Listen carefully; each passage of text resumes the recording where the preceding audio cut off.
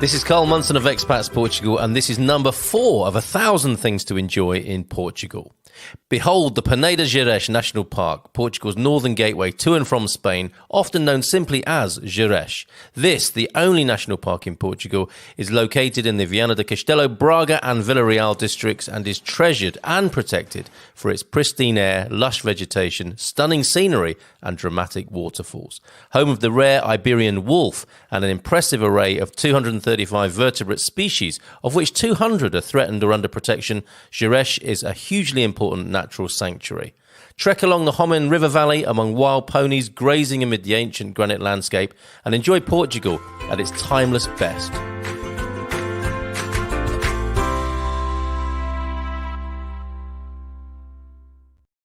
Oh, a nice little plug there for Peneda Gerês in our Cut Out and Keep series of 1,000 things to enjoy in Portugal. Here's another one that you can enjoy. Here's one of the 1,000 things you can enjoy in Portugal. Neil, you can call me Al. Tejo is here for the Good Morning Portugal Wine Club, our selector this evening. How are you? Feliz Ano Novo to you. Neil, how are you? Thank you. And of course, Penny Albertella is here from Devon in the UK. And the Austins are here, at home with the Austins, Gary and Linda too. Hello, folks. How you doing? I'm good, thanks. Fine, thank you. I hope you're all well. Brilliant. So, we are slowly easing our way back into the wine club after a lovely Christmas and New Year, and under the leadership of Neil, Mr Perkins tonight. So, did you have a good Christmas, Neil, and a good New Year? Yes, you did. It was fairly quiet, considering the circumstances.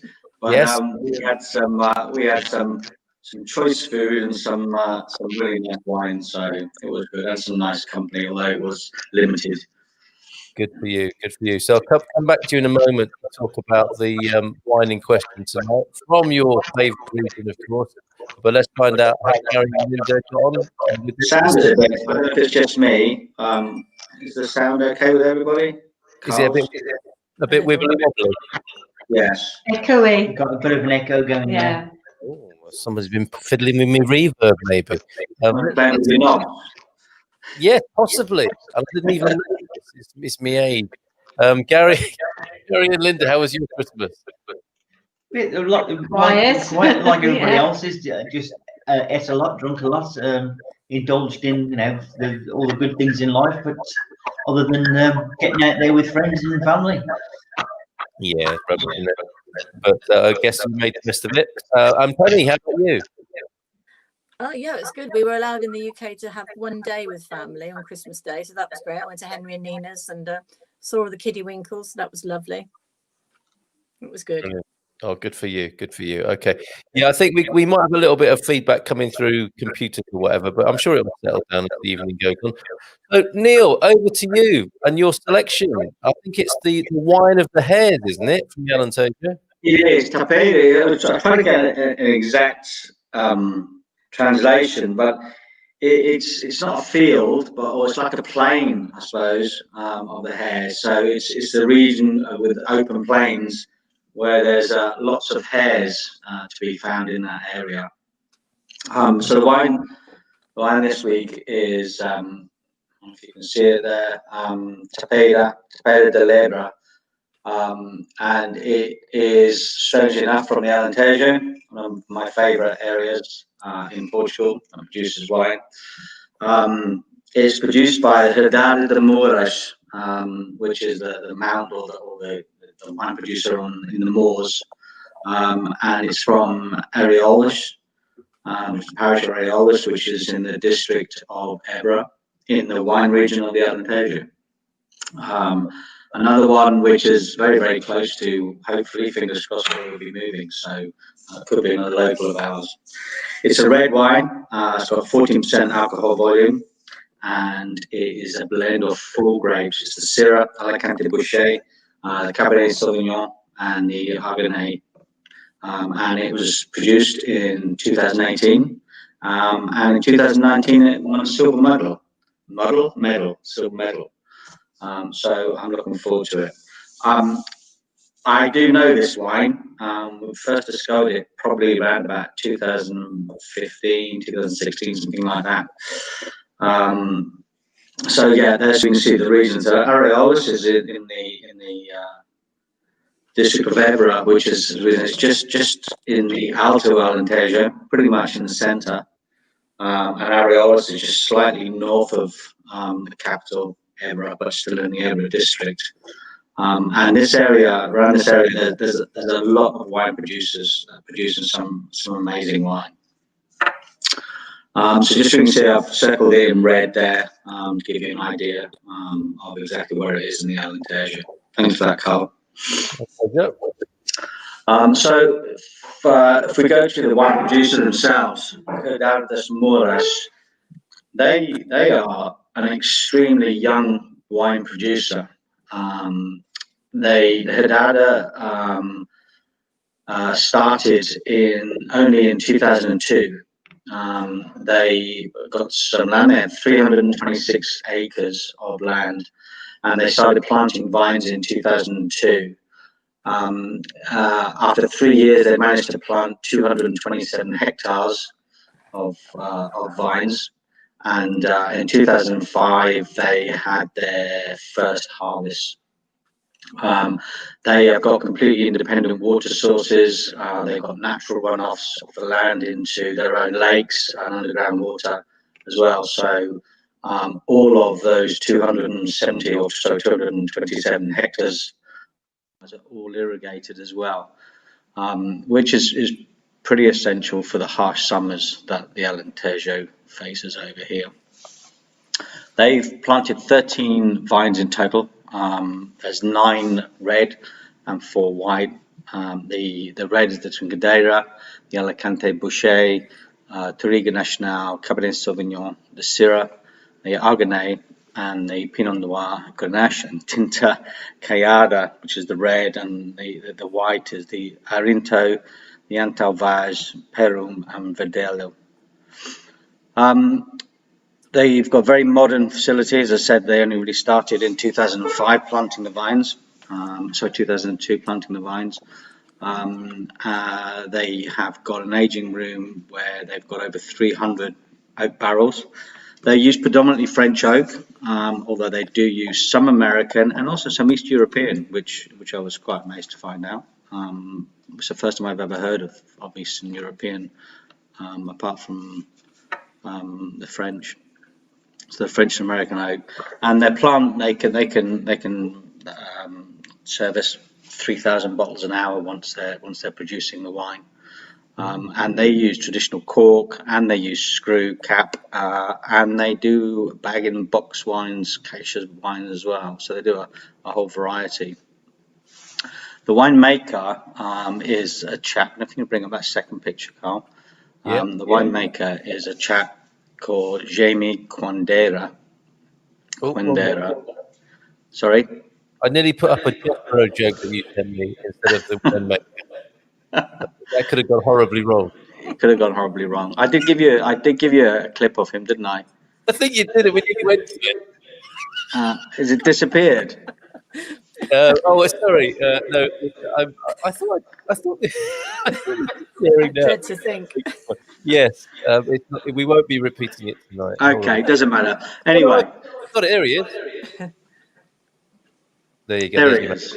Okay, so Jaime Quindera, he's a third generation of winemakers in his family. So he's a son and a grandson of winemakers. So both his father and his grandfather were winemakers. But he classes himself and sees himself as the winemaker of the new generation. So hence the fact that he started this vineyard. He's works for this vineyard as a completely new adventure. He studied actually at the University of Évora. He studied agricultural engineering in Évora itself, and post-graduation in wine marketing. He started work in '94 at the Cooperative Agricola de Santo Isidro de Pegóis, and he was assistant to the head winemaker. And then in 2000, I think it was 2000, he took over as the senior winemaker for Pegóis wines. So quite an established guy in his own right, really. He's also sat on the judging panel for the Brussels World Wine Contest on 2 consecutive years, 2006 and 2007. So he's putting his heart and soul into this business, and I've tasted not just the Lebres, I've tasted a couple of their other wines as well, and I have to say I'm just amazed. It really is a fabulous wine. So the four grapes that they've blended here, before having this, I'd never had these 4 grapes together. So it's the Syrah grape, which we also know is a Shiraz in Spain and in Southern American countries called the Shiraz. The Alicante Bouschet, which we know is the French grape, which has got the one that gives you the red lips and stains everything it touches, high tannic content, and the Cabernet Sauvignon, Aragonese, and the Tempranillo, okay, the Tintorores, which is also called Tempranillo in Spain. So we've got 3 names here for one particular grape. So the Aragonese is only really called the Aragonese grape in Alentejo and central interior Portugal, the Tejo areas. It's called the Tintorores up in the Douro and Douro regions, and the Tempranillo in Spain. It's exactly the same grape, it's just called different things, and it's strange to have 2 names for a grape within one country. But there you go. And this is the grape that we've talked about before that is really prevalent in the big, bold, full-bodied Douros, port wines, etc., etc. So I'm expecting good things from it with that in here. The Alicante Bouschet, as we know, it was introduced to Portugal from France. And the Cabernet Sauvignon, which is the Cabernet Sauvignon now, I believe, is the most widely planted vine throughout the world. It originated in France, and it's now planted in every wine growing region in the world. Now, it's used prominently in France for Bordeaux wines and big wines, and it's often blended with Merlot and Cabernet Franc. But one thing I wasn't really sure, well, I wasn't aware of, even though this is the largest or the most planted vines throughout the world, it's actually quite a new grape. The vine was actually introduced by mistake in the 17th century when they put the Cabernet and the Sauvignon Blanc vines together. They did a cutting and introduced them together and created the Cabernet Sauvignon vine, which is where the grapes come from. So there we go. And now it's so by a mistake, well, not a mistake, but a trial and error, it's become the most widely produced grape in the world. So this vintage, this wine is a 2018, and 2018 by and large was a pretty awful year for wine production in Portugal. They had a heat wave. As we know, Portugal summers are extremely hot, and they had a heat wave in 2018, which caused a lot of damage to a lot of the vines. And then in October, they had storms and lots of rain as well, which was not expected, and it caused a lot of damage. So much so that the actual production for grapes, for wine on average in Portugal, was meant to be the lowest number for the last 2 decades. So it was the lowest number. 2018 produced the lowest amount of wine for over 20 years. Saying that, the Douro and the northern regions of Douro were affected quite badly. However, the Alentejo, because they're quite hardy down here and they're used to the heat, although they did suffer, they managed to retain the same numbers as the previous year of 2017. So it wasn't a disaster for the Alentejo, although the northern part of the country did suffer quite badly. And that's really about it. This is meant to be a full-bodied wine, lots of black fruit, dark fruit, meant to go very well with game, boar, etc., etc. Very gamey meat.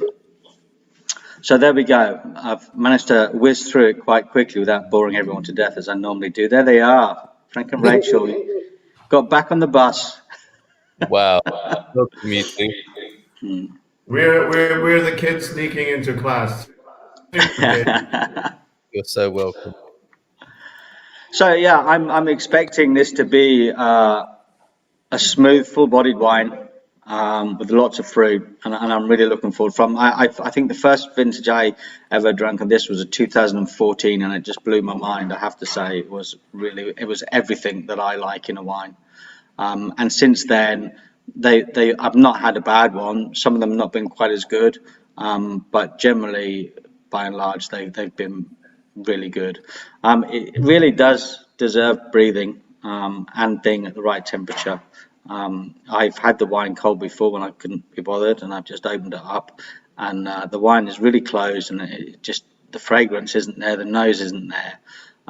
But I've just learned from experience that if you do bring this up to temperature, usually around 17, something like that, you really start to open up, and it smooths out if you let it breathe as well. So I don't know if any of you guys managed to do that or not, but I have, just as a matter of course, just because I know it, and you reap benefits.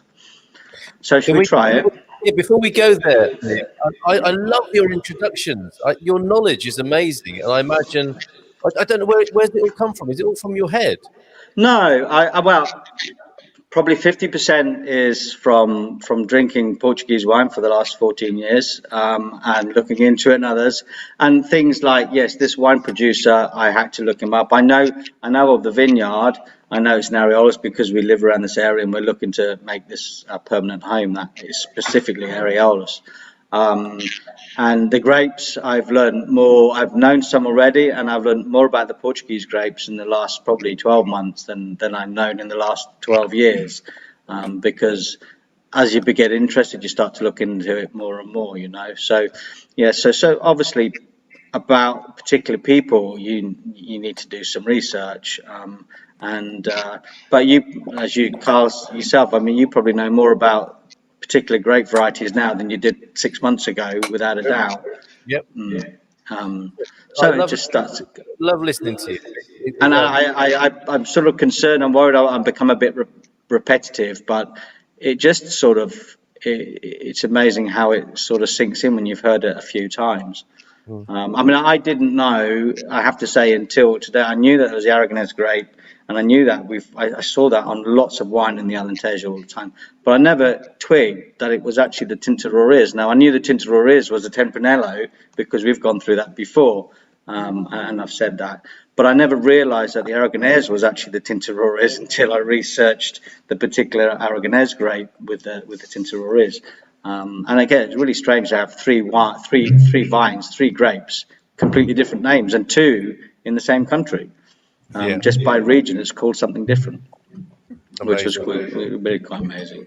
Okay, before you go for the tasting, let's say hello to a few people who are joining us tonight. Eric J, hello, bonoi to you, Eric J. Been looking forward to the show all day. That's really wonderful to hear, Eric. Lovely to see you back in this particular program again. Steve, hi, Steve and Tammy, bonoi, Ninja, bonoi to you both. Raul, our love from Phoenix, Arizona. Good evening to you, Phoenix, Raul. Arizona. So cool, isn't it? And our old mate, Joel Safiro up there in Porto. Good night to you. And this Facebook user, very interesting. Who are you? And our friend, another friend in tonight, Evening Jarl. So nice. Evening, Ree. Yeah, hello, Ree. Visitor to the Man Cave as well. So maybe see you tomorrow night in the Man Cave from 10. Ree. Gosh, that's come around quick, isn't it? So yeah, back to you, Neil, for the tasting. Who's got it tonight? I think it's just. No way. Well done. No. I'm just disappointed you didn't open it on the bus. That would have been amazing with your phone.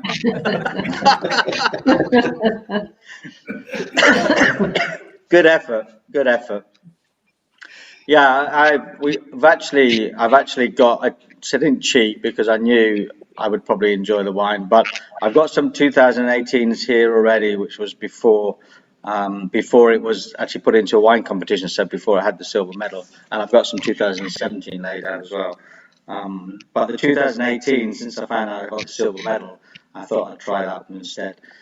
2019, I've actually got in 2019, so that's probably just come out very, very shortly. Yeah, let's see. We were very tempted to take some of the bottles out and look towards the back of the shelf to see if Yeah, you know, I do that all the time. I do that all the time. And remember, like, I can't remember whose wine it was. It was someone's wine. Oh, I think it's when was it the Prosecco? No. And I looked at the back you often, because they've got a few bottles left in the store when they put them in or something, and you'll find there's a year or two previous, which I tend to always try and grab at the same time. I always have a good rummage, I have to say. We don't have the time today. there was a good thing. There was the Continent right next to a bus stop, so we picked it up quickly. Brilliant. Fantastic. So, Sadly, you guys want to? Are you I open? I couldn't get one. I've been up against the Bairrada Mafia again. There are Alentejo wines here. I went to Continent. I went to Pingados. I didn't go to my new wine shop, which I will do in future. But what I'm drinking tonight, joining you, is homemade port from my landlady, produced by her late husband, and she gave it to me for Christmas, and it's delicious. So I'm with you. I'm just amazed there's still some left. I am. Well, yeah. It looks amazing. It actually looks black. It does look amazing, I have to say. It's beautiful. And Penny, I think, is representing the dry Januarians as well. What you got, Penny? I've got there we go. This is made in Devon. It's called Sea Arch, because obviously they live by the sea. It's distilled in the normal way that they create a gin, but then the alcohol is slowly removed from it, so it leaves, and it does actually leave all the flavour. So is it a slow gin? No, it's a normal gin. Very hot, very, very good. But it's got some of the botanicals, because we live by the sea. It's got sea kelp and samphire in it, as well as cardamom and blood red oranges. So I have tried it before, and it does actually taste like gin, which is great. Does Some of it? them don't. They taste like soap. But this one So it's alcohol-free gin. alcohol-free gin. Wow, amazing. So as I say, they distill it in the normal way, but then they slowly take the alcohol out afterwards. Amazing. So all mother and no ruin. That sounds good. Yeah. This mother ain't going to get ruined tonight. We are drinking a Quinta de Ramojeiros 2014 from the Dourus, says Steve. Good choice there, sir. And the Marcos Melbourne, Bordeaux Carl, and we're all here on the channel. Good evening to you, Marcos. Lovely to have your company as well. So, yes, Neil. Oh, they smell good. It's changed, hasn't Did you open yours, Gary? Have you got the 2018? Did you open it previously? We did. It's been open for a couple of hours now. Yeah. But when we first opened it, like there was a smell, but it was like a really heavy wood smell. Like I can't know what sort of wood. It's that oaky, corky, oaky. Yeah, but that's changed dramatically now.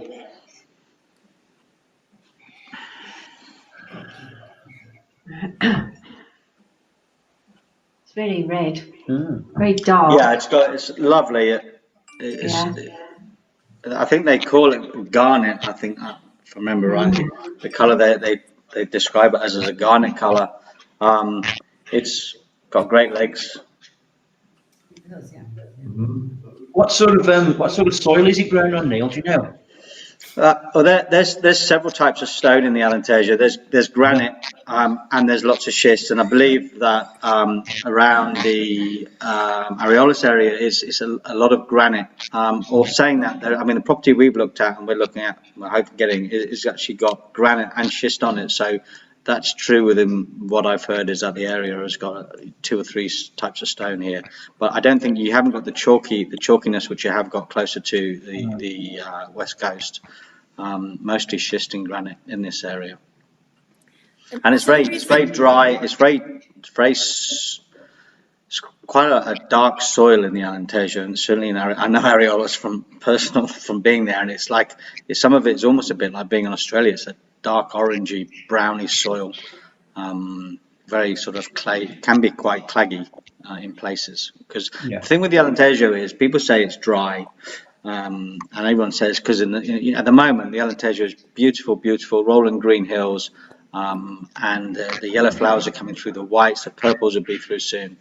But because it's virtually flat, not completely flat, but it's very slight undulating hills, all the rain that we're getting sits on the plains, and we get almost like floodplains here, and then it slowly seeps in, so it stays in the soil, stays in the ground, and it brings the water table up quite high.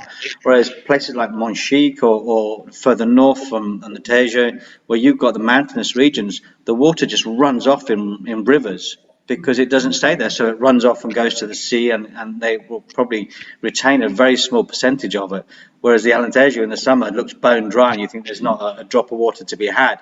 But it's actually got fantastic water table underneath, because the water throughout the winter sits there and soaks into the land, which is amazing. You drive right, it just changes dramatically from summer to winter here. It really does.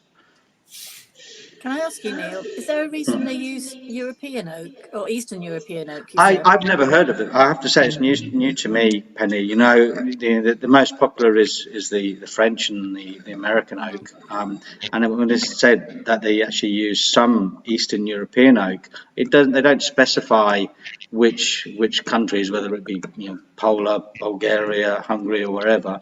It just says Eastern European, and I don't know why. I really can't answer that. And they're not specific either. They just say Eastern European, that they use some Eastern European, but predominantly French, and then American. But he says that this Jamie is he obviously likes to blend wines. I mean, they've got to have nine red vines, and the different oaks as well, the different casks as well. He obviously loves to blend wine and to experiment with the different woods. Anyway, I need to taste this. What do you think of the nose? Still got a lot of wood in there. You can taste that smell, that wood. And is it some sort of herb or something sort of floating about in there, which I can't quite pinpoint. I've almost got like to me is what are the things you put in ham when you do a roast ham? Honey and clove. I can almost smell some clove in there. It smelled a bit young when we first opened it. It really did smell a bit young. I thought it was not, but once you take a few whiffs of it, where it's been sitting here for about half an hour, it's really settled in nicely. Even the 2019. Yeah. There's definitely, to me, there's blackcurrant. There's big black fruits in here. There's definitely blackcurrant.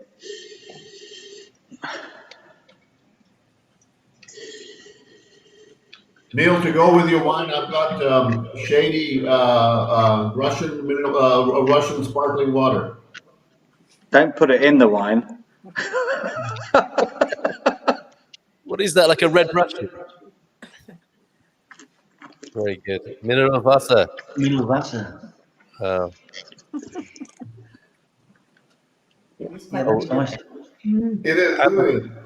Anna's with us, everybody. Another dry January candidate with you in spirit. Excellent, Anna. Felice Anno Novo to you.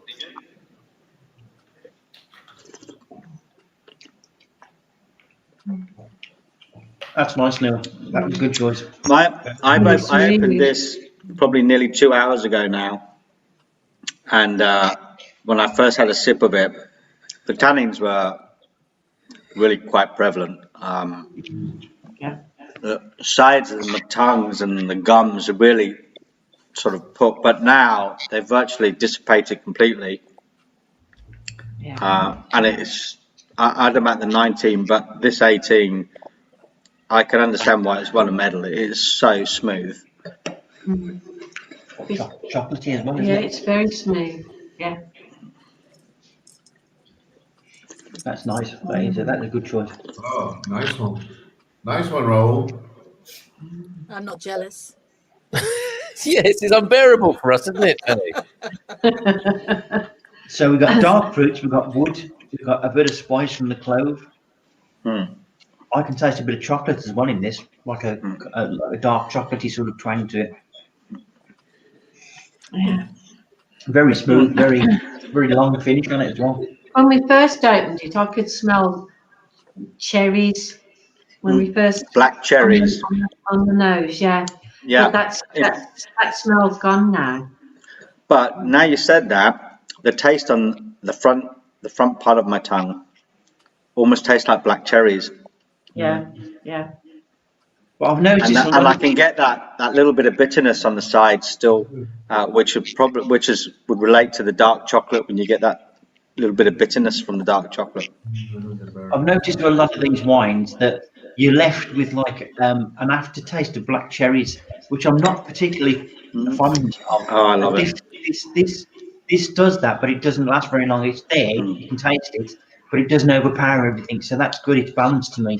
And I think opening it for a period of time probably does that. I mean, a lot of it has to dissipate. Also, you have like the alcohol fumes and the alcohol in there does evaporate, and some of the nasty parts of the alcohol evaporate from the wine when you're letting it breathe as well, which helps with hangovers as well. I mean, if you open a wine and drink it straight away, you're drinking everything that it has in there. So all the nasties, although nothing that's going to kill you, the nasties that could give you headaches and hangovers. Whereas once you let a wine breathe, stuff is evaporating all the time, and they reckon let the wine breathe doesn't give you headaches as much. Apparently. No headache for this. So No did you calories either. 0 calories, no sugar. Well, apart from the Mediterranean tonic I put in there, of course. But What does it taste like, Penny? I mean, I'm drinking it with a Fever Tree Mediterranean light tonic, but it does taste like gin. I've experimented before. I've tried drinking just a tonic on its own to see, am I imagining that it's like a gin? And it actually tastes completely different. It's definitely tastes like you've got gin in it. Do they charge you for the gin, even though there's no alcohol in it, or what's the feeling? It's more expensive than normal gin. That's why I don't understand. If there's no tax on the alcohol because there's no alcohol in it. Why is it more expensive? I suppose it's the process it goes through, having to take the alcohol out after having carefully put it in. I suppose they've got to go down the beach and pick up the seaweed and everything. Exactly. They've got to send small children down to collect the samphire and stuff. I wonder what happens to that alcohol take out. So you can see the. It was quite amazing. It's all full-bodied grapes really, apart from the Syrah, and the Syrah is probably what's giving it that sort of spicy, bit dark chocolate sort of thing. But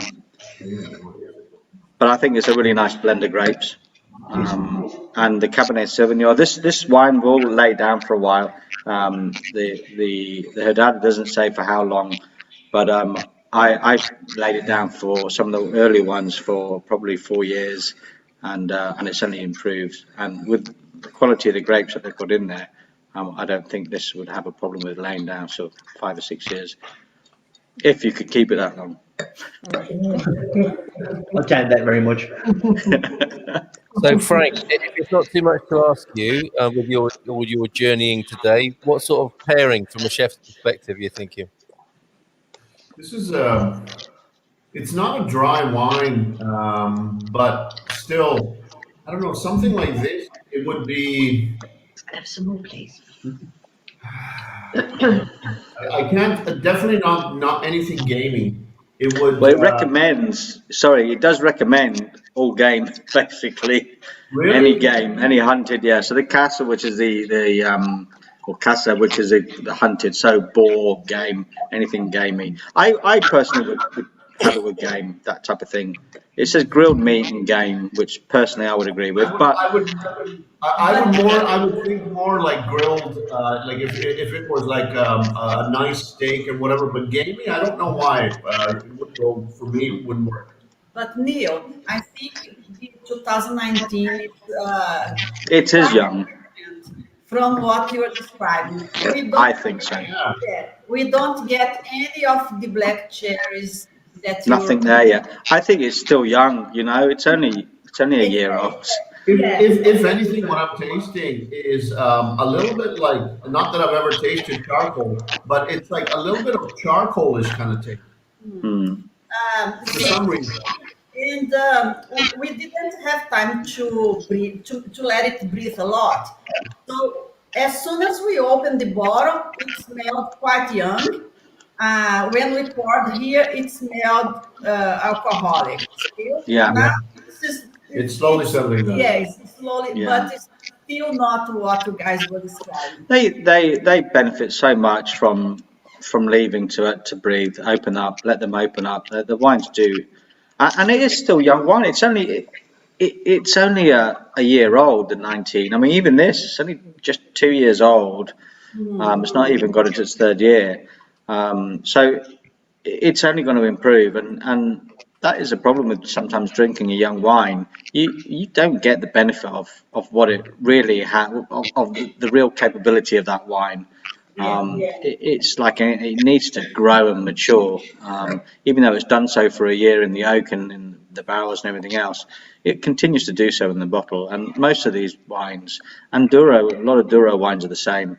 To me, I think you're doing them an injustice by opening them too early, realistically. Neil, one of the best ways to find out if a wine is very good is through Linda's 3 stars. So, what number are we at, Linda? I heard Linda asking for another top up there. There we Number go. 2. See, don't get away with it. They're all listening. They're all listening. Number 2 so far. Looking good. Oh, there's something there. Yeah, it's got to be. It's one of the grapes because there's something there which I've tasted in lots of wines from the Alentejo, and it's got to be one of the particular grapes or a blend of a couple. And I still can't figure out which ones it is. It's definitely not the Shiraz. Well, Raoul's saying the Cabernet Sauvignon is providing the cloves tasting Okay. that you came up with. Okay, well done. Thank you. John Bonbolo is here. Boa noite, Brazil. Feliz Ano Novo a vocês. Thank you. Muito obrigado, John Bonbolo. Igualmente. Only 4:30 in the part of America where Ree is. I should start drinking before I turn on the news. Yeah, check out that. Yeah, it needs to touch itself. John, Don't do that, Lee. John reckons that Frank sounds like Dana White, the businessman and mixed martial artist. So it seems only right to have a quick look at his picture. There we go. It's quite a likeness as well. Oh, Look yeah. at that. Chunky. Yeah. Doesn't look like me at all. Argentine Paella would be a good pairing. What is that? Is that an Argentinian steak? Tell me about that, Frank. What is that? Argentinian parrilla is just basically their regular charcoal barbecue, so like a steak or whatever they do, and then they have like the chimichurri sauce on the side, and it's really a very good time. So chimichurri is like a spicy chili sauce, is it? No, it's a herby kind of sauce. So it's a combination of fresh parsley, fresh cilantro, and Tomatoes? garlic, some vinegar, and that's pretty much it. Okay. Not much to it. It's a very fresh kind of. In Brazil they have that as well. Or what do they call it? They have it with farofa. Vinaigrette. Vinaigrette. So basically, what it does is like when beef comes out, just to freshen the beef up a little bit, they'll put right on it, and it gives an amazing taste. Yeah, I reckon that'd be perfect. It does. It recommends all grilled meat as well. So that would be fantastic. I could see yourself sitting down to a big plate of grilled meat and a bottle of this. Yeah. Oh, It sounds like curtains for the beef when it comes to it. Yeah. I think we've sorted the echo out, Ree. So that's behind us. I think it's time to do a bit of scoring, ninjas, isn't it? So Gary and Linda in Alvagra tonight. How is it for you out of 5? I really like this wine. I'm going to give it a 4.5. Get in.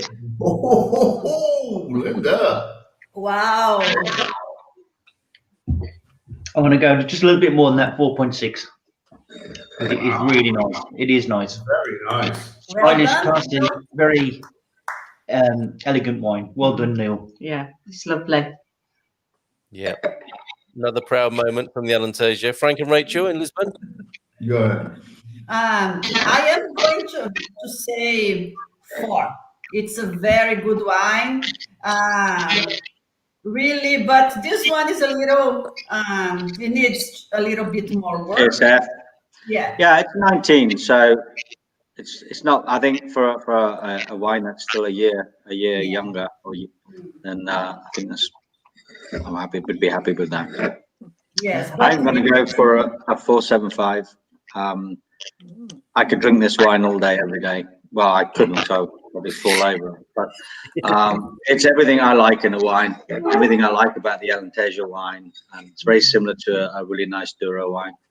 And yeah, it's somewhere between 4.5 and 4.75. But I'm going to go for a 4.75 because it's my choice. Frank. And there's nothing. I mean, how do you score it when you find that there's nothing I don't like about it? So what you say? Well, what's stopping you giving it a 5? I don't really know. The price is great. The wine itself is great. But there might just be something that's just a little bit better. That's what that margin is for. That's what that point. That's what the point. Yeah. What did you say? 2.5. I'm going to go for 4.75. Okay, yeah, the 0.25 is for the rest of the journey, isn't it? And to a little bit ahead to find something else. Frank, what about you? I started with 4, but I think it's now reached a 4.25 for me. Now that I'm on the second one, I'm moving the direction of Mrs. Austin here. So I think I'm going to slowly move towards 4.5 on this, but it's a 4.25 right now. Very good, very good. Excellent. So, Penny, your appraisal, please, of Sea Arch. Okay, well, if I was judging this against a real gin with a spot of ruin in there, and I do like a spot of ruin now and again, I'd be giving it a 1. But given that it is a non-alcoholic, if I were to judge it against other non-alcoholics, then I think I'd probably give it a 4. Oh, okay. I have a question for you, Penny. Would you put like let's say, for example, if you're doing a simple drink like a gin and tonic, would you put the same amount of this gin with your tonic, or do you feel you need to put more? No, I've done myself a double each time, which is what I'd normally have. Do you measure it? If my husband does it, yeah, because if I have to get the measure out, because my husband does one, I basically have a quarter bottle of gin in every glass. So I have a measure there to try and keep the consumption down a bit. We're trying to get you drunk. In the boudoir. Boozy in the boudoir. Yeah. It's not coming in my boudoir. All right. As the actress said to the bishop. So, dry January, how's it going? Drearily. 1 week in. And Yeah. Well, yeah, nearly 1 week, isn't it? Yeah, I suppose. Yeah. Woo! I've done a week. Just try that again. Yay. Yeah. Well, good on you. I'll be so healthy at the end of this. I'll have to have a drink just to recover. Yes, so we'll look forward to that. Steve, Sapphiro Joel's off for the night. He'll see us tomorrow at the Man Cave. We need to convince our local wine shops to start carrying Alentejo wines here in the States. That sounds like a great wine. Yeah, maybe we could start to arrange to do some export to the States. You get the suppliers over there who want to hold them, and we could arrange some selections of Portuguese wine, Alentejo, Douro, and start exporting them. Yeah, I mean there is a company in Lisbon. I can't Starting doing it, isn't they? Yeah. Yeah, and they're shipping to America. I've got another supplier to share with you tonight. A couple of bits of news really as well to share after we've fully given the respect that's due to this wine. But Marcos is saying Porta de la Vesa wine have a good taste and the price is nice as well. Yeah, Neil, what's the price of a 28? Right, this is normally, I think, around 12.95, something like that. Although I usually wait because always comes on special, and I think it's around about €4.95 on special. So, to be fair, if I paid full price for this, I wouldn't be disappointed. But I always wait because I'm tight.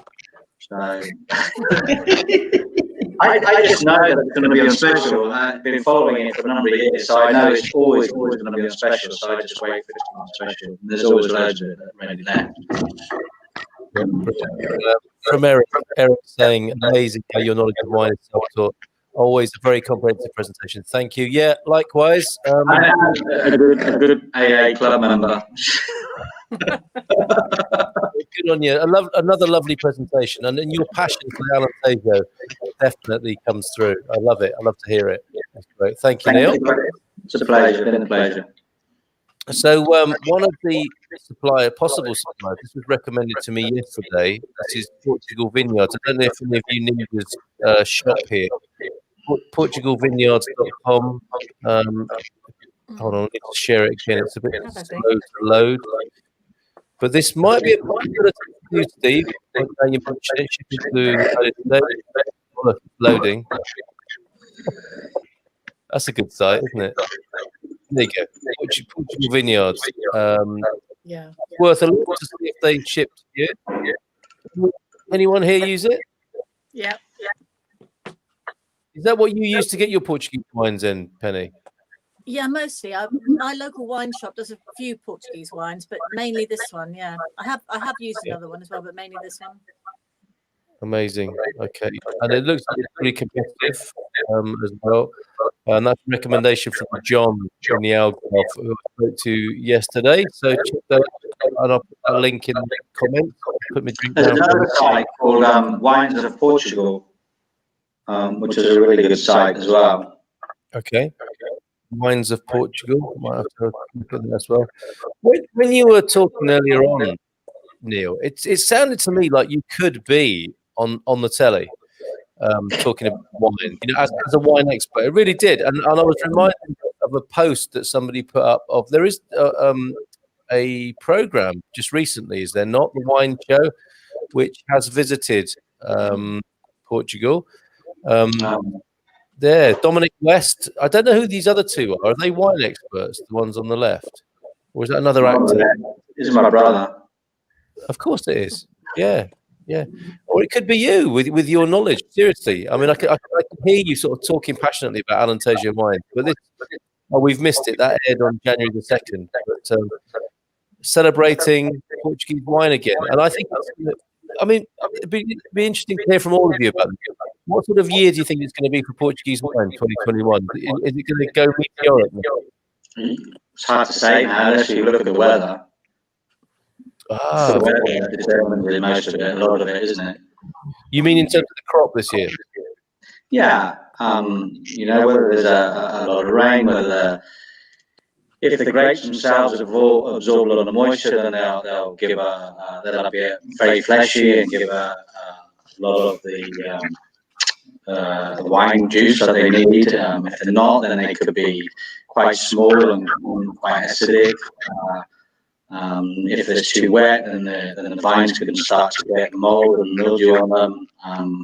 So there's lots that goes into it, and huge amounts of it is to do with the weather. I think the soil is the soil, or depending on what runoff they have on the soil. But the vines themselves, especially the older vines, are deep rooted. With the root systems are bringing up the nutrients and stuff that's been on that soil for millennium, basically, is what it's also bringing up. I was getting into the vines, but the weather's got massive amounts to do. And what do you think of the standing generally of Portuguese wine in the world? Because it does feel like a really well-kept secret still, doesn't it? You think it's becoming more and more and more well-known throughout the world. It's winning medals. It's just won loads of medals. Douro and Alentejo. Douro actually got a few more than the Alentejo, unfortunately. But the Douro and the Alentejo just won a bucket load of medals in a recent worldwide wine competition. And they won best wines in the world previously. So it's becoming more and more not just known but recognised as a quality product out there. And it can hold, to me, Portuguese wine, a good Portuguese wine can hold its own against anything the rest of the world has to offer. Absolutely. By a long time with a rank amateur who likes a glass of vino and nothing more. But I've drunk my fair share of New World wines, South American wines, certainly a lot of European wines. I'm not American wines. Not drunk much of at all. So that's one area I don't really know much about at all.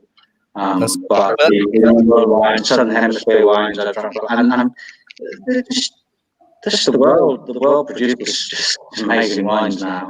Australia, one of our favourite Sauvignon Blanc is Australian.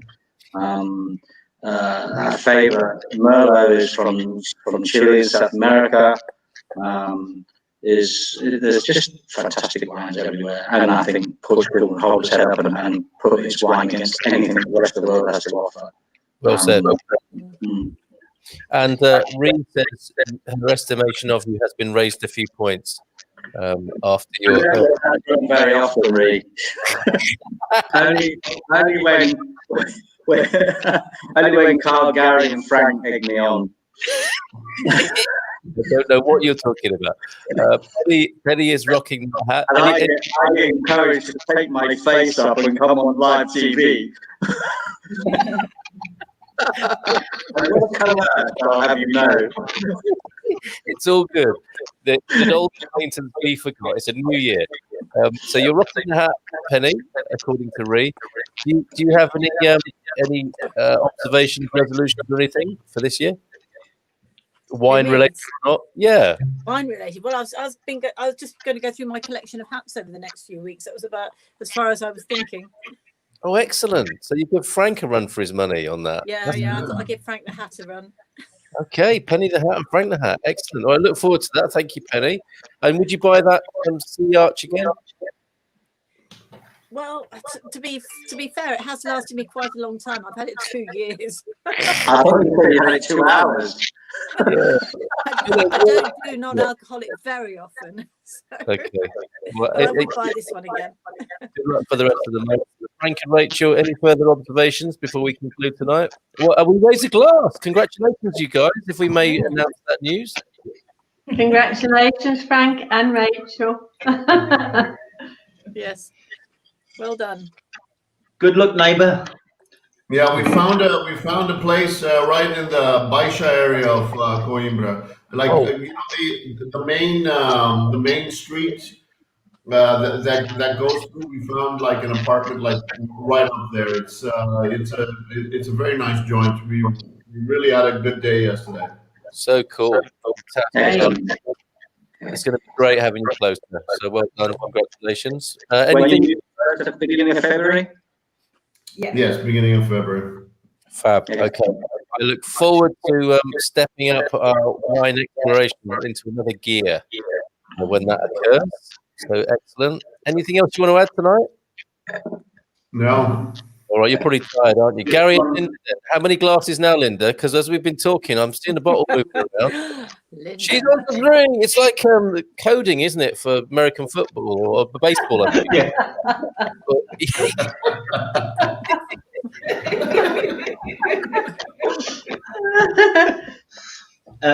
Brilliant presentation, Neil. Very informative, as ever. Full of lots of things I never knew before. I thought one of you nodding off there for a minute. I tried to keep it as swift as possible. No, never, mate. I've learned so much from you because you're full of little snippets of information and along the way. So, great wine, loving it. Absolutely, well, good job. When you see Neil's, I don't just say this as a friend of his. When you see his collection and some of the wines that he brings out. When you have the privilege of drinking with Neil, you understand this man knows a lot about his wine. You're putting me too far. All right. Let's stop embarrassing him now. All right, fantastic job, Neil. Lovely job there on the 20th. Tapada das Lebres de Areola of premium red there from the Alentejo region. Fantastic. Thanks, everybody. Steve, enjoying the news of you moving to central Portugal, you guys, Frank and Rachel. Good night, all. See you, gents, in the man cave tomorrow. Absolutely, Eric. And Ruth says she's missed us and she hopes to catch us tomorrow as well. So it should be fun in the man cave tomorrow night at 10. And of course, on the Good Morning Portugal show in the morning, which is Feel Good Friday. So we'll see what we can do about that, given what's going on in America and the new lockdown coming to Portugal. Feel Good Friday is quite a trickle these days coming up. Pull something in the bag in these circumstances. Ciao, ciao. Beijinhos, abrazos. Ciao, ciao. Ciao. Bye, everybody.